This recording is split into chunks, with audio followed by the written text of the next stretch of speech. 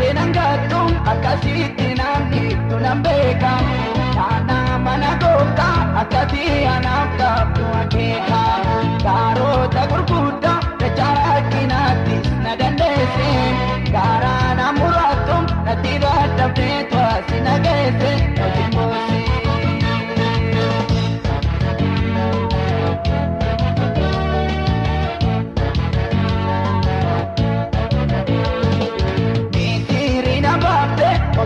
Furtama na gargaarte utuu natti korrin kumkumii koondaa na foksiite.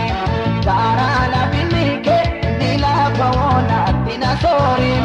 Sichis kana jaalam na jiraachisam naada na fiire haleluuyaa.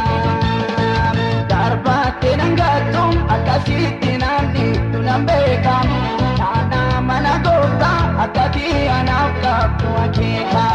Gaarota gurguddaa dachara kinaattis na dandeesse.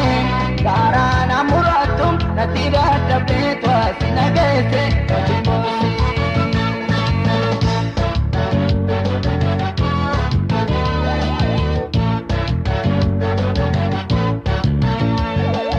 Hindu unan beekam namni si amaana tuggatamu. Sittis kan bakkaate kiyyoo diina isaatiin qabamu. Kaakun kee jabaadhaan badhaadhii anaan galte sinjiibu.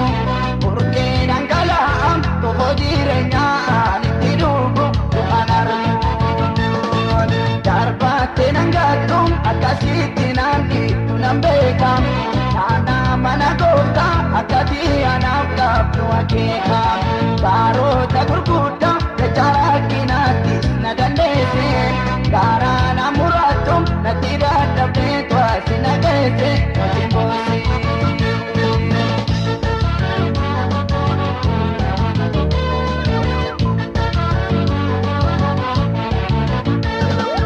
Hoggaatti nanniftu si jiru bineensi na nyaatu. Rifeensi mataa koo tokkoon sheellee si duuba hin jirtu. Doorsi si diinaa koo na biraan ga'uun siitu na loola.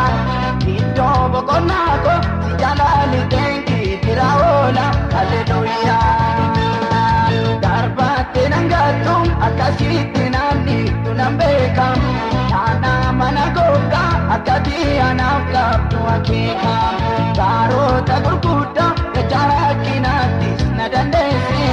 Gaaraan amuraattu natti dadhabdee to'asi na geesse hojii mboose.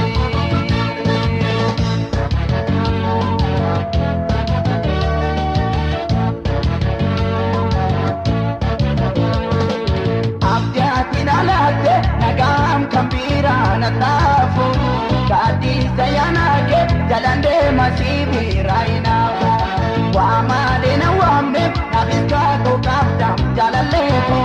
Jeepoon na tamaate raadigaadi kaabaan goomataako owaataayu. Darbatte nangattu akkasitti namni tunan beeka. Kana mana goota akkati anaaf qabdu akeeka. Gaarota gurguddaa dachara kinaattis na dandeesse.